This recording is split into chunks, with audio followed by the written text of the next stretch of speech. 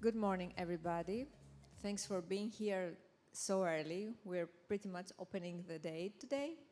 So I know that you are a little bit sleepy. That's why we're going to call our first speaker, Victoria Bello, on stage to make the scene more enthusiastic and share please come and share her input regarding the microfocus ultrasound compared with PDRN.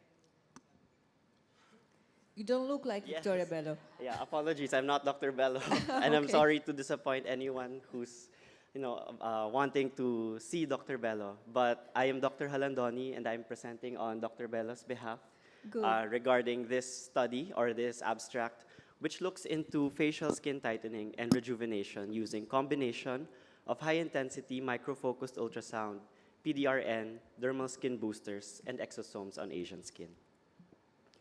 Anti-aging remains as the top reason for consultation in aesthetic clinics in the Philippines. Patients come in with a wide range of ages, some seeking preventive treatment at the early age of 20, while older patients tend to seek treatment for clinical signs of aging.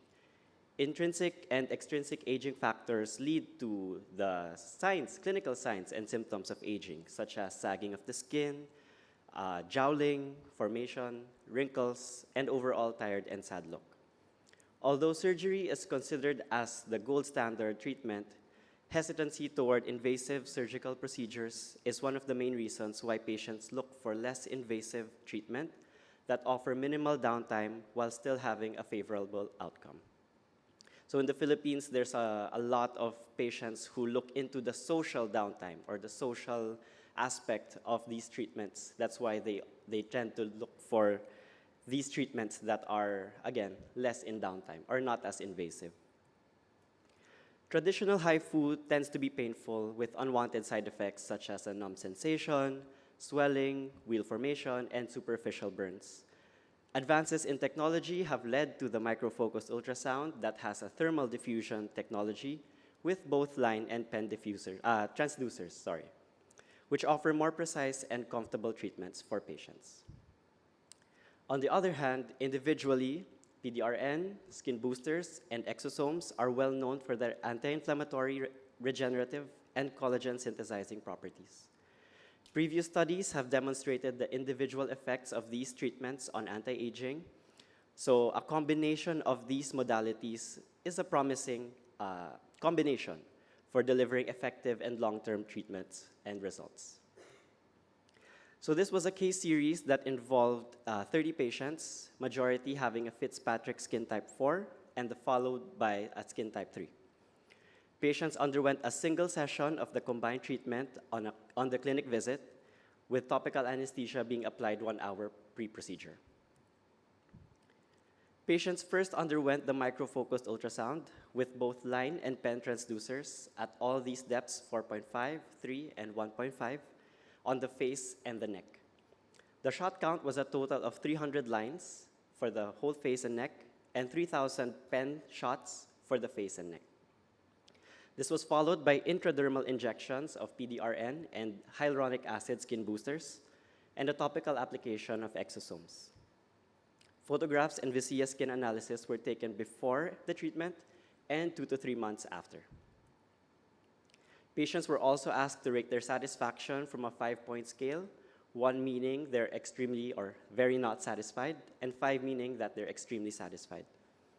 And the Global Aesthetic Improvement Scale was rated by blinded investigators upon comparison of their before and after photographs.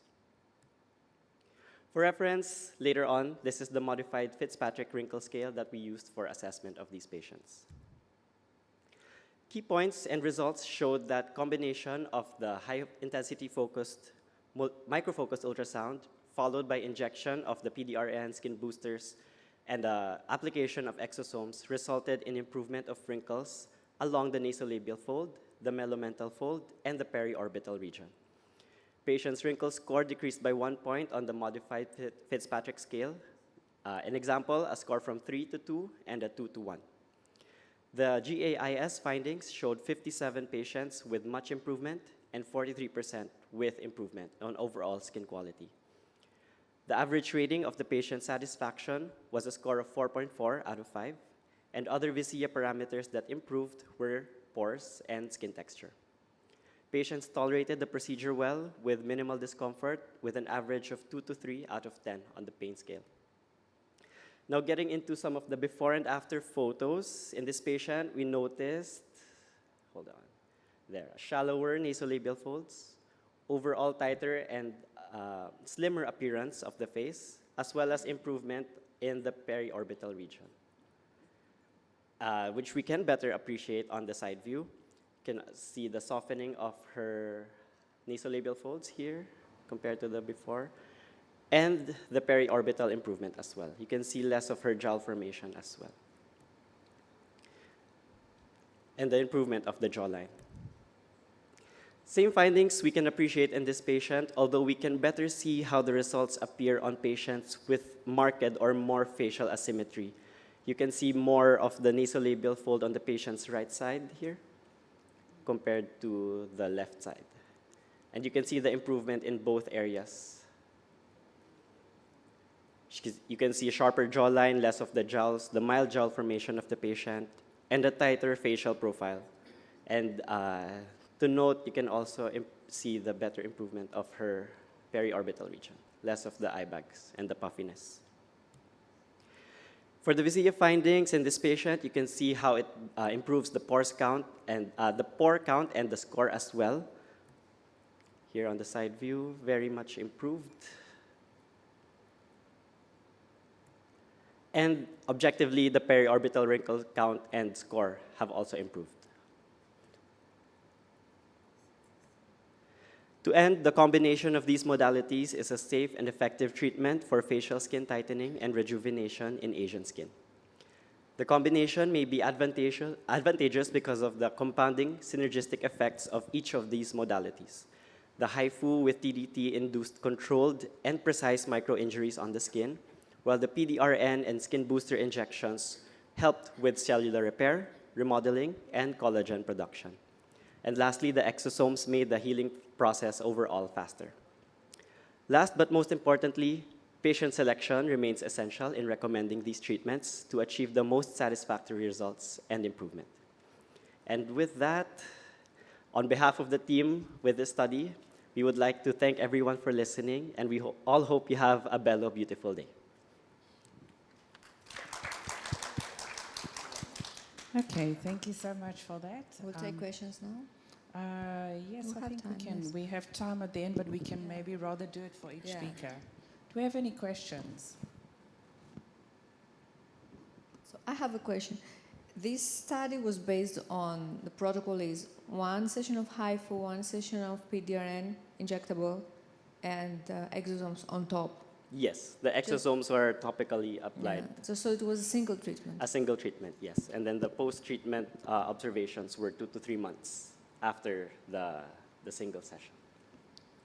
So topical, you mean just applying, not with the assisted, with a Well, roller or a pen or something? the injections were subdermal, but the exosomes were either topical, or you can also use a turtle pin, a very small 0.5 millimeter Yes. injector, or a microneedling device on the skin. Okay. But what did you use here in this study? In this study, we used it topical. Topical, Yes. like a cosmeceutical. Yeah. Thank you so much. Thank you. Thank you. So on the topic still of regenerative medicine, we can obviously not forget about fat. So we have to talk about nanofat, and we've got Dr. Galia Dragiva. I don't know. Oh, she is here. Thank you. And she will be talking about a multi-layer nanofat protocol, redefining facial rejuvenation through regeneration for clinical practice. Thank you.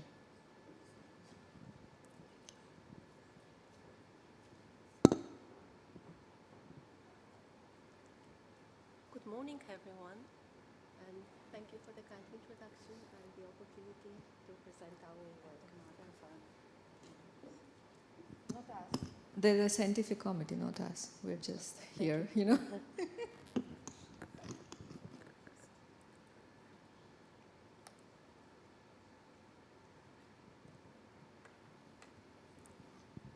Nanofat is becoming increasingly relevant in facial rejuvenation. I'm curious, who here is already using it in daily practice? Not that many yet. I believe that's about to change. The growing interest in nanofat transfer reflects a global trend toward minimally invasive aesthetic procedures. According to the latest global ISAP survey, more than 15 million injectable treatments and 2.8 million non-surgical facial rejuvenation procedures were performed in 2024. In comparison, surgical face and head procedures accounted for less than half that number for the same period.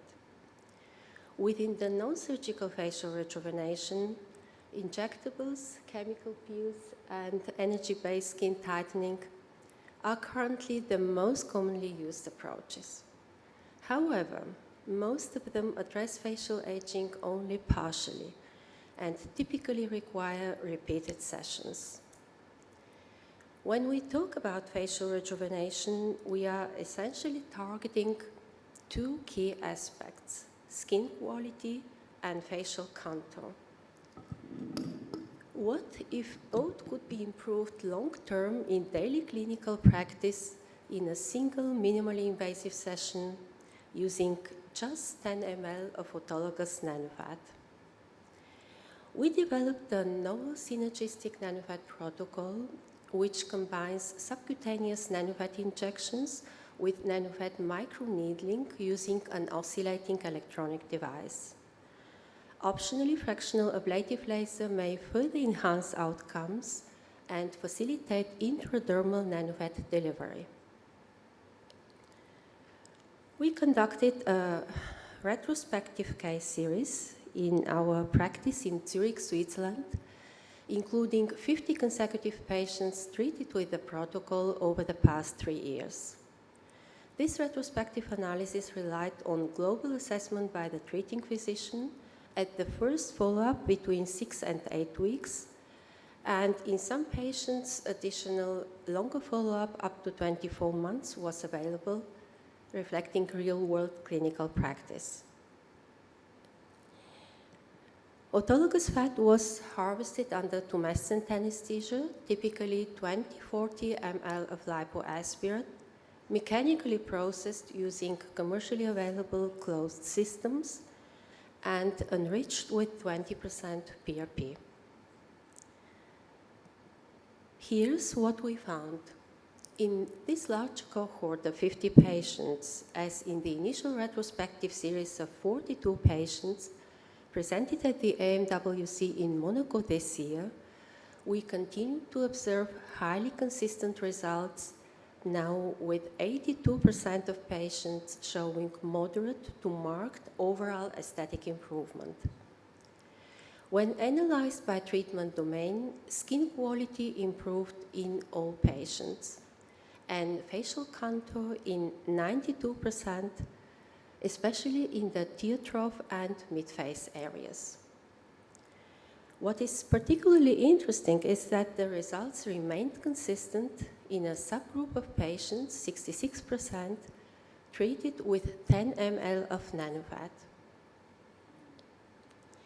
Downtime was very short, about 24 hours after nanofat microneedling, and up to 4 days when fractional CO2 laser was added. No major complications occurred. A prospective study is now ongoing, and it has just been approved by the ethics committee in Zurich, and I'd be happy to present the first results next year. For now, let's have a look at a few representative cases from the retrospective series. 8 of them were selected as finalists at the AMWC Aesthetic Medicine Awards over the past 3 years. I'd like to start with our first finalist, still one of my favorite cases, as it stands out for the clinical outcome and long-term follow-up. This was a 41-year-old female patient, seeking facial rejuvenation without synthetic products.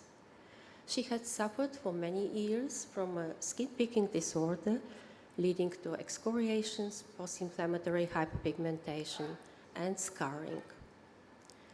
As the patient didn't give consent for the use of her photos in this presentation, I'll briefly summarize the case without images. In the beginning, I performed several PRP microneedling treatments, which led to slight improvement in skin tone and texture, but the patient was still not satisfied with the overall result. Then, after a single 2-hour session using the novel protocol, she recovered within 24 hours.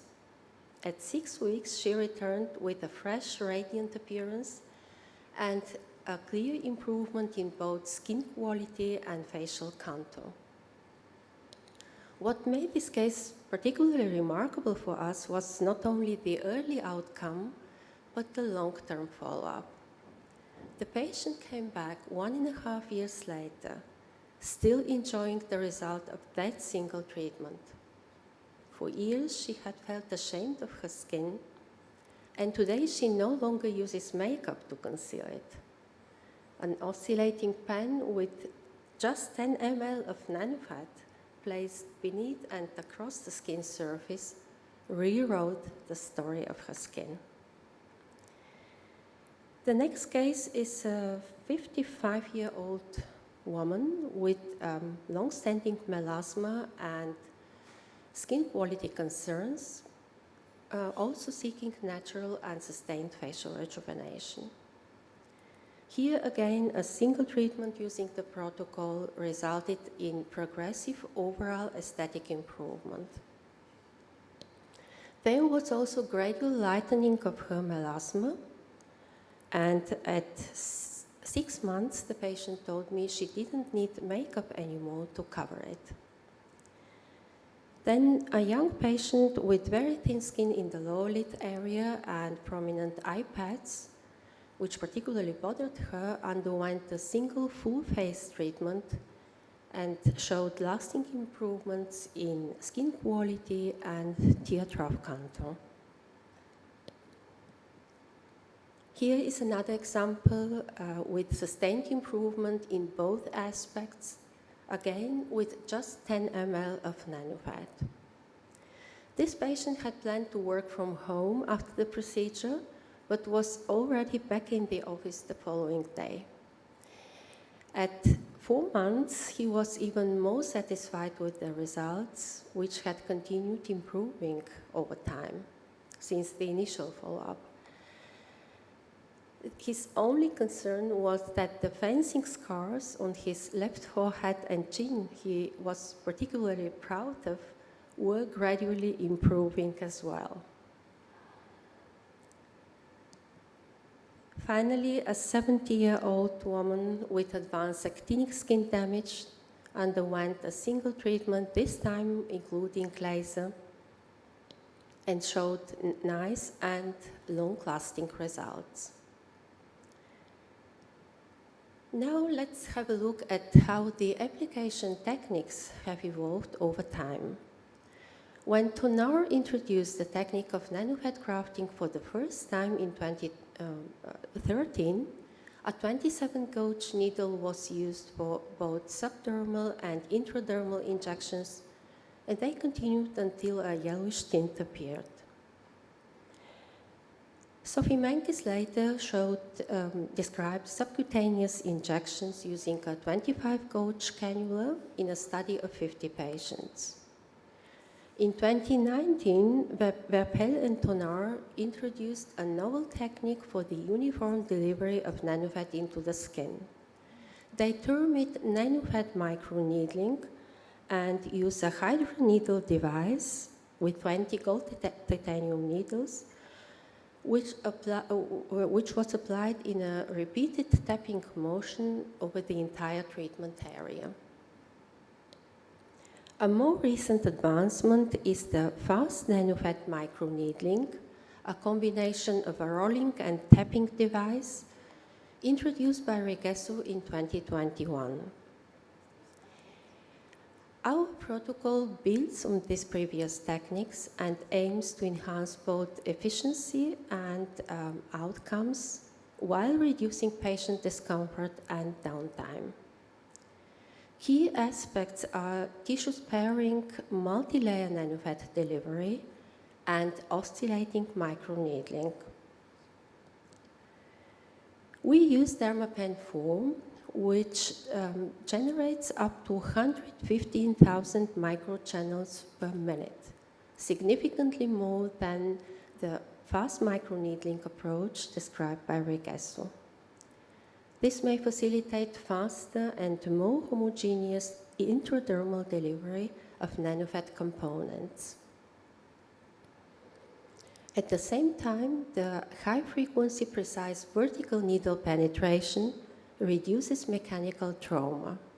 Most patients resume daily activities within 24 hours. While Regesso reported erythema lasting several days and more, in our patients it typically resolved within 48 hours. To conclude, the novel synergistic nanofat protocol seems to be a promising option for sustained full-face rejuvenation in a single session, even with 10 ml of nanofat. It is feasible, can be integrated into daily practice, and may represent a step toward more sustainable aesthetic medicine by reducing reliance on synthetic materials and their long production chains. If we can create the conditions where natural, sustained, full-face rejuvenation is achievable with fewer procedures, which don't interfere much with patients' daily lives, and autologous rather than synthetic products, then doing more with less may become not just an option, but a better choice. Thank you. Thank you so much, Dr. Gradeva. Do you have any questions for our speaker? Yes, please. Go to the microphone so that we can hear you clearly.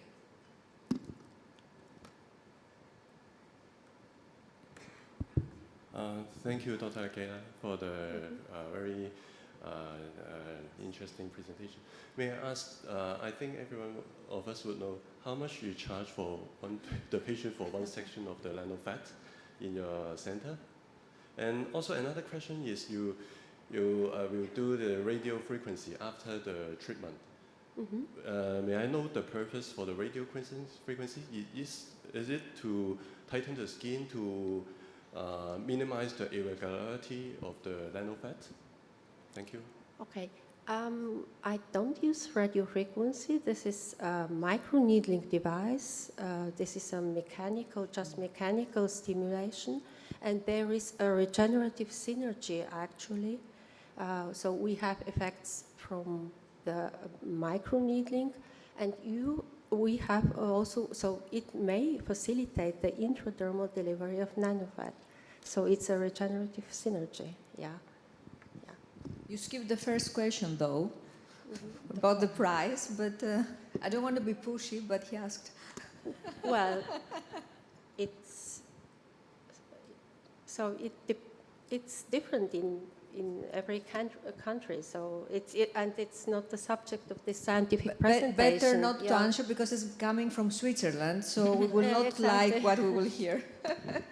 And so my practice focus on this project, which is also a prospective study, which has just been approved by the scientific committee. So it's not the financial aspect. I think he asked just for the curiosity.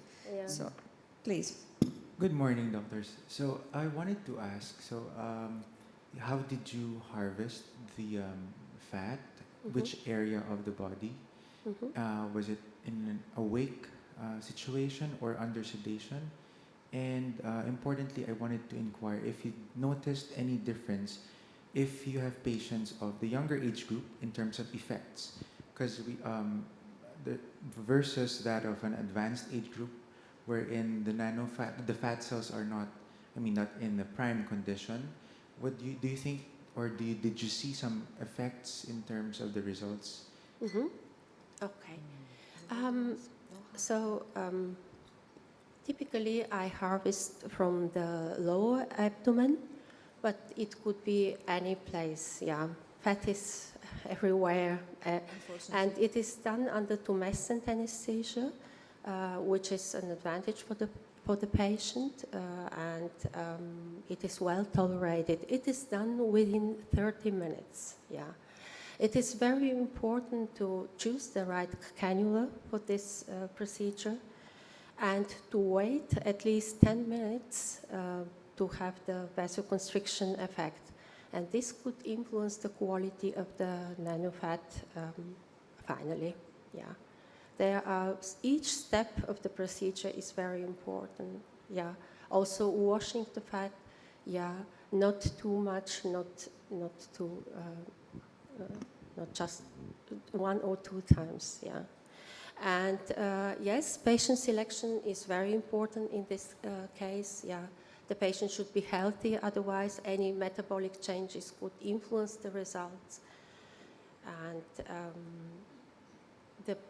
my impression is, based on my experience up to now, is that the best groups are patients between 40 and 60.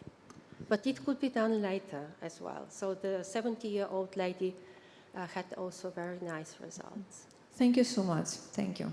So, you know, there's a lot of hype lately about regeneration and rejuvenation and how we will be able to use the term.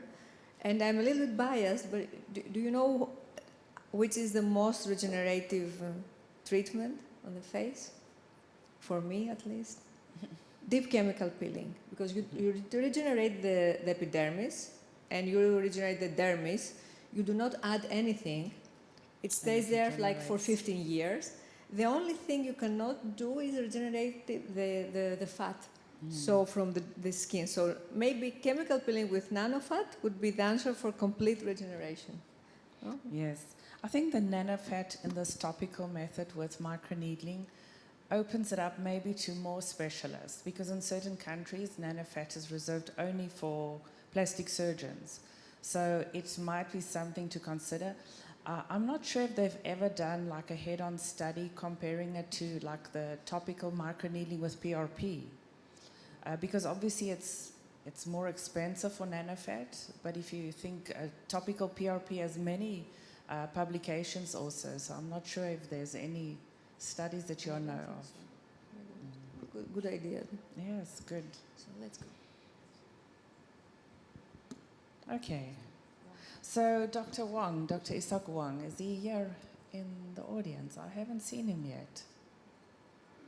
Because he's got a very interesting topic on polycaprolactone for facial lifting, the lateral injections.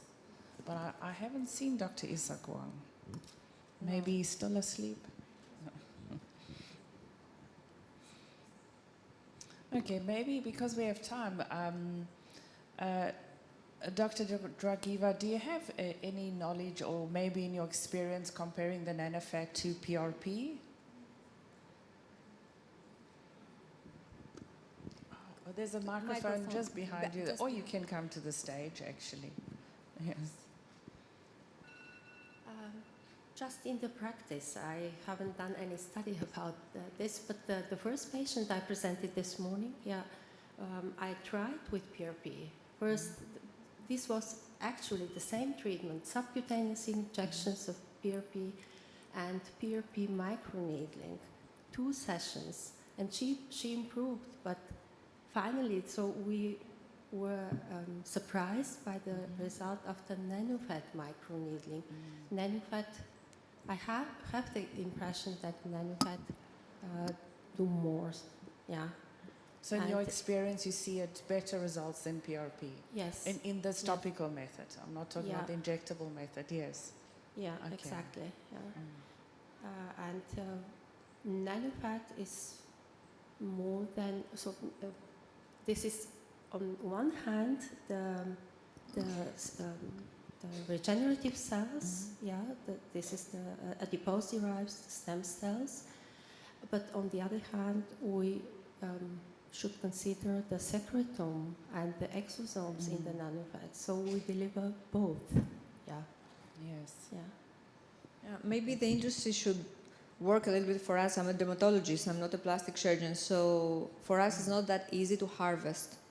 But there are a lot of devices that are making like the fat nanofat, and it's easy. They have like a drive that you can adjust the depth. So maybe nanofat is a new field that could be open more to non-plastic surgeons for minor procedures. I know it's also becoming more popular, especially with all the GLP-1 patients, because nanofat is seeming to be something really good for, because they lose a lot of subcutaneous fat in the face. So, yeah, so maybe this new method of yours can really open up for more specialties, and especially in the countries with very strict regulations. Yes. And it's, you know, it's bio. It's like something Yes. from, you know, recycling. Natural. So people that have like filler phobia may be more open to something more natural. Yes, but also there's a lot of doctors that are afraid of fat because of, you know, it's not reversible, and if Yeah. you inject it, what happens if you go inside a vessel? But this is a very safe method for regeneration. So thank you very much. So thank you very much. You have half an hour to enjoy your breakfast in case you came here very early, and then follow the program. Thank you so much. Thank you so much.